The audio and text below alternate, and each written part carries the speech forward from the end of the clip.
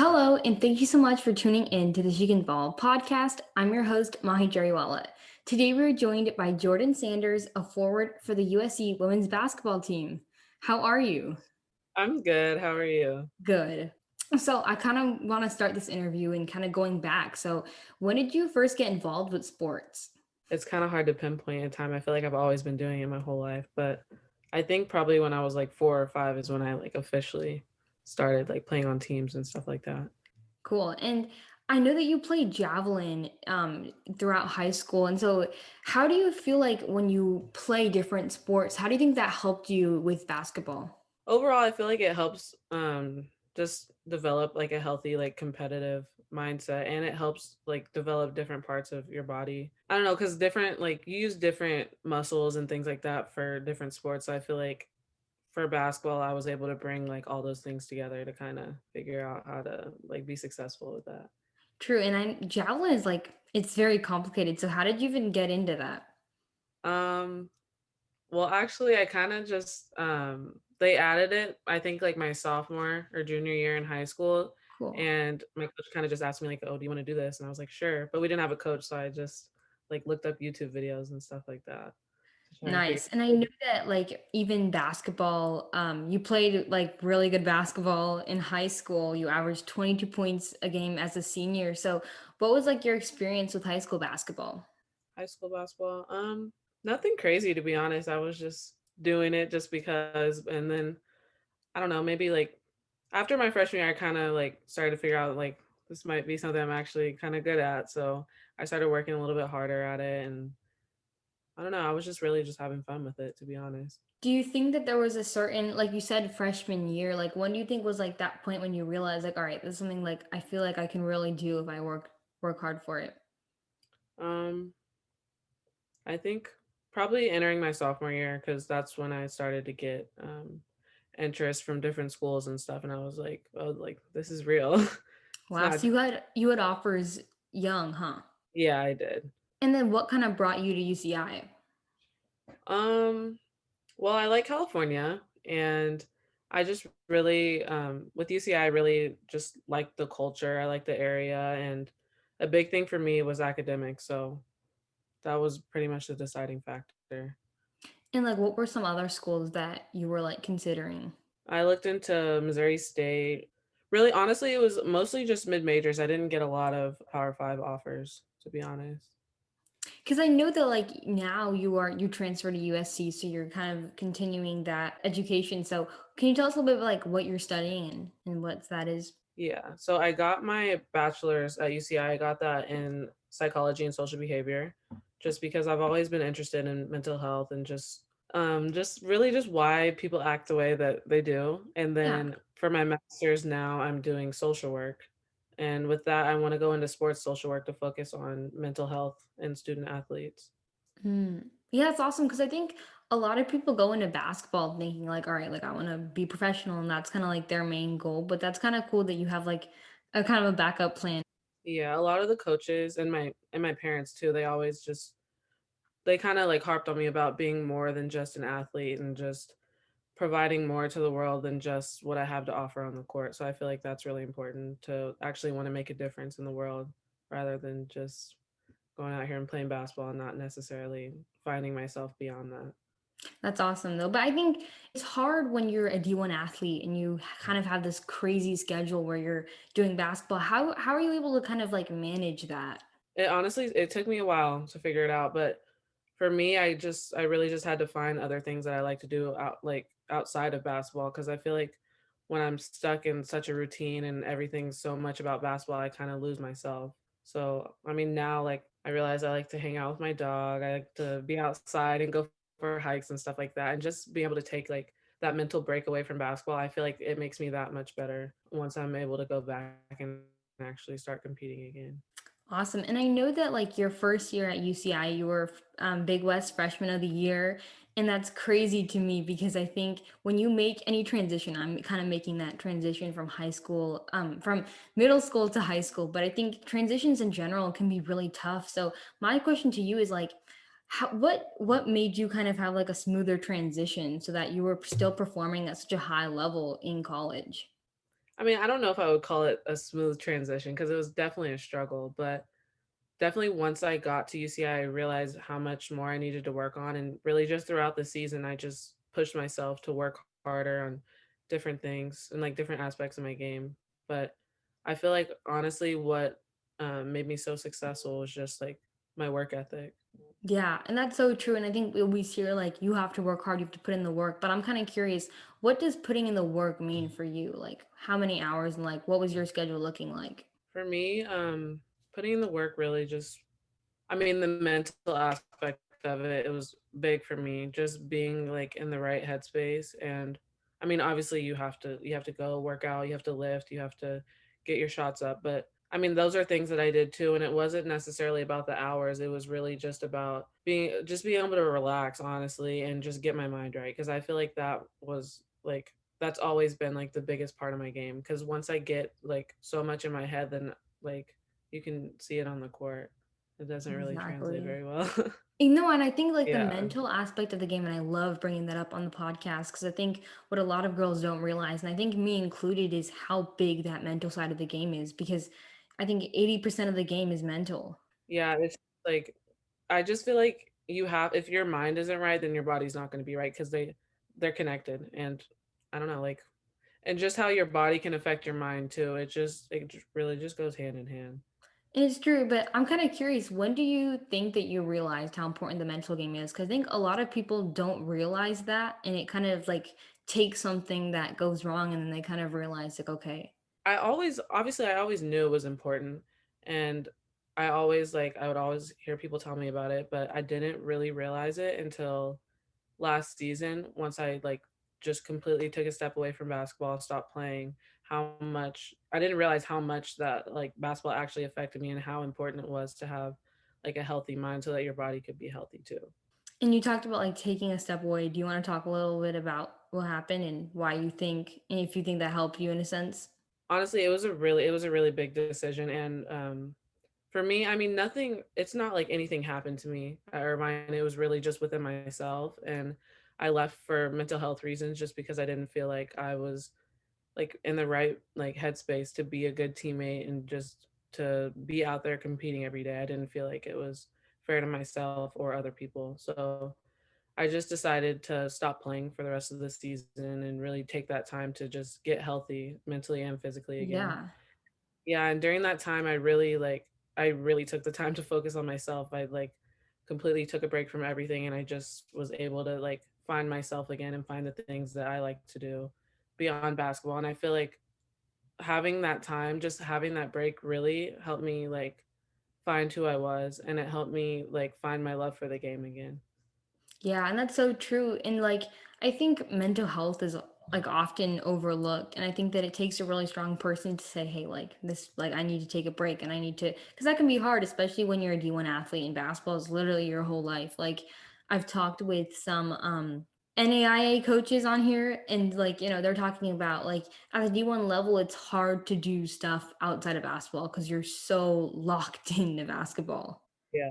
Yeah, you definitely are very locked in. And I feel like a lot of the time whenever like any athlete talks about like any kind of like emotions that aren't like directly related to basketball, it's kind of just like overlooked and kind of just like a lot of people are just told to suck it up or like you'll get over it or it's not that serious or other people have it worse. But I mean, I just feel like everybody's problems are unique to themselves and that I don't know, everybody's problems and the stuff that they deal with affects them differently. So I feel like it's more important for it to be addressed. And I feel like once it's addressed and people are actually able to be like supported through whatever they're going through, it's going to make them that much better of an athlete in the end.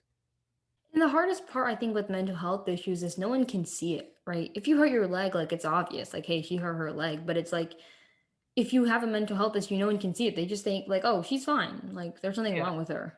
Yeah, exactly. And I feel like with anything like that, anything you can't see, it's just hard to believe in or it's hard to really take it serious sometimes. But I don't know, mental health is just, it's really interesting to me because sometimes there's reasons that people struggle and then sometimes there's not. And it's just, you kind of just like, it's hard to support people, but I feel like it's important for it to at least be talked about and like brought to the table instead of just like being put to the side and not like taking people serious for like Yeah.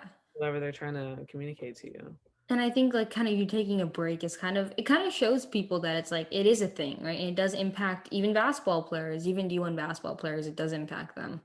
Yeah, it does. It was definitely a hard decision, and I know that a lot of people didn't necessarily agree with me just because I was doing good on the court, but nobody like no you can't see what's happening behind the scenes. And just because somebody's doing good doesn't mean that they're not struggling internally. So I Yeah. feel like I don't know, it took a lot for me to be able to just step up and say that I'm struggling and I need this time to myself. And it takes a real person to do that. And I think you doing that also kind of shows other people, right? That it's like, hey, it's possible. It Yeah, really is. That's true. yeah, definitely. And I feel like well, I hope by just speaking up about mental health in general and actually just like being open and honest about my story and my struggles and the stuff that I've been through will help other people and make other people feel comfortable enough to do that. For sure. When do you think like the whole idea of mental health was like introduced to you? Um, I think I don't know when it was introduced, but it's always been something that's been interesting to me just because I've seen a lot of people struggle and I've seen like how much of an effect it can have on like individuals and people that are like in relationships or like associated with people that struggle with their mental health. So, and obviously I've struggled myself too. So, I think like towards the end of high school is whenever I started to realize like not that I didn't think mental health wasn't a thing before, but I didn't necessarily like take it as serious as I do now. I kind of just was I was definitely one of those people that would say like, "Oh, suck it up," like everything's fine. But that's just not how it works all the time. Yeah, and I think especially when you grow up because it's not always something that's highlighted, right? When you grow up. Like we never really hear about this and like there's this like bad stigma around like mental health and it's not right. Yeah, the stigma is pretty bad, and I feel like I like to think that it's changing now, but it's definitely Definitely. still hard for some people to speak up. And just in general, just to talk about yourself and just like negative things in general is just hard sometimes. Exactly. It's Yeah. true. Do you think that going to college in like UCI, do you think as a whole and just because I feel like I've talked to some people that have had like mental health issues and mental health struggles and they usually say that like towards going to college like that's usually when you kind of get those like mental health like resources usually. Yeah, I feel like a lot of people start to struggle, especially when they go to college, especially freshman year, because I feel like that's the hardest just because it's such a big transition. You're away from home. You have to figure out how to do everything by yourself. And then you're just thrown into this new environment with some other people that are kind of dealing with the same stuff. And it's kind of just like, it's just a lot all at once. And I feel like even though you are surrounded by other people that might be dealing with the same kind of things and being in college, you might have those extra resources that you probably wouldn't have before. It's still hard for a lot of people to like make the effort or like take action to like get the help that they need. Yeah. And yeah, I Yeah. feel like that can be hard in a way when we think about like this whole like thing around mental health and it's like people don't want to because they don't want to be judged for it, right? And that's why I salute you for even taking that stand and saying, "Hey, I'm not in the best mental state right now and I don't think that I should continue it." Yeah. It definitely took me a long time to actually really even be honest with myself. And then took me even longer to be honest with other people and say, hey, like I'm not okay. And it's really for me at least, it was more about like how people would like see me because I didn't want people to think I was weak. And Yeah. even like after I made the decision to stop playing basketball, I kind of thought that I was weak for doing so. But now like I can see that like I feel like that made me even stronger of a person to actually be able to speak up about what was going on.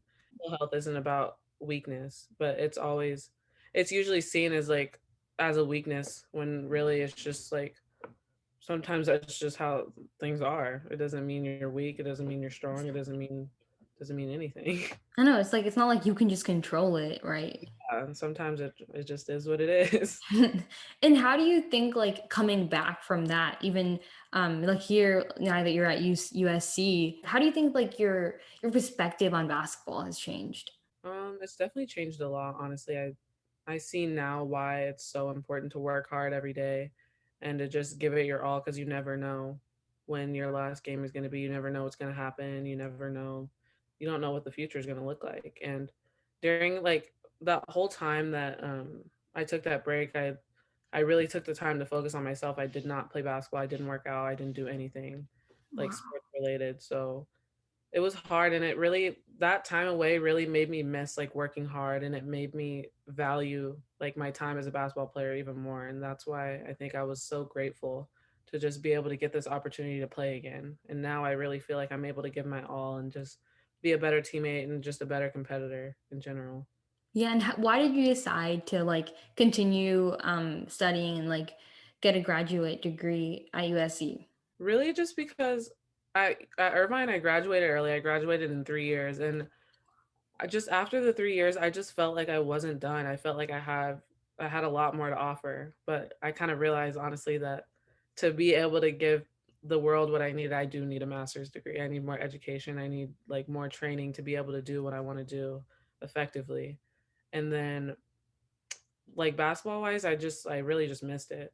I missed working hard. I missed being a part of a team. I missed just like the competitive side of things. So kind of just like went together, and then I did what I had to Yeah. do to get it done. And how's kind of been like playing basketball during COVID? Because I know there's a lot of rules, a lot of regulations. So how's that been working out with practices and games?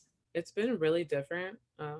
I think this whole thing has been different than anybody ever expected it. And I don't know, this is not something that I really even saw coming, I guess. And I didn't play last year, so I never even experienced like playing without like fans or anything, like in an empty gym. So whenever I came back this season and I did that, it was very different. But there are a lot of rules, and I don't know. Everyone's just taking like the necessary precautions to stay safe while we're playing, and it's hard, but I'm still grateful to be able to come back and like be with the team again and just get to compete and like do what I love.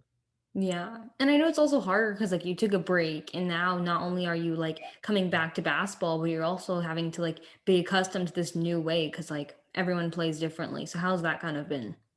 Yeah, it's been different. It was hard. Definitely, I don't know. I expected it to be hard, honestly, and because I'm coming back at a higher level, so I did have to work that much harder to be able to compete with my teammates and stuff like that. But I feel like honestly, I feel like everyone at USC, it's such a big family. It's a big family environment, and everybody's pushed me to just be the best I can be, and everyone's so supportive. And it's just like, I don't know, I just love being here, honestly. That's awesome. I'm really happy for you. Thank And you. so my last question for you is what advice would you give your younger self? I think just to be honest with myself, be open with things that are going on, and really just basketball wise, just stay focused, work hard, and just always give the extra effort. I feel like that's just really important, and stay in the right headspace if you can. For sure. Well, thank you so much for coming on today. I really appreciate your time. Thank you.